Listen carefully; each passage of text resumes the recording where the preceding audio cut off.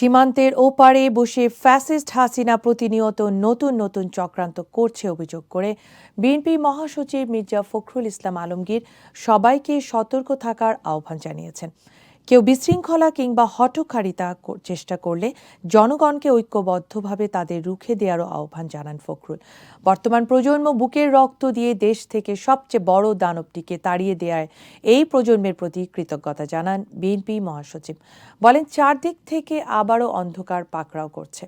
এক কলেজের শিক্ষার্থীদের সঙ্গে আরেক কলেজের শিক্ষার্থীরা সংঘর্ষে জড়াচ্ছে, যেটি ষড়যন্ত্রের অংশ দাবি করে বিএনপি মহাসচিব এদের বিরুদ্ধে রুখে দাঁড়ানোর আহ্বান জানান। জনগণ রুখে দাঁড়ালে কারো শক্তি নেই, জনগণের বিরুদ্ধে গিয়ে টিকে থাকা উল্লেখ করে বিএনপি মহাসচিব বলেন, সীমান্তের ওপারে বসে ফ্যাসিস্ট হাসিনা প্রতিনিয়ত নতুন নতুন ষড়যন্ত্র করছে।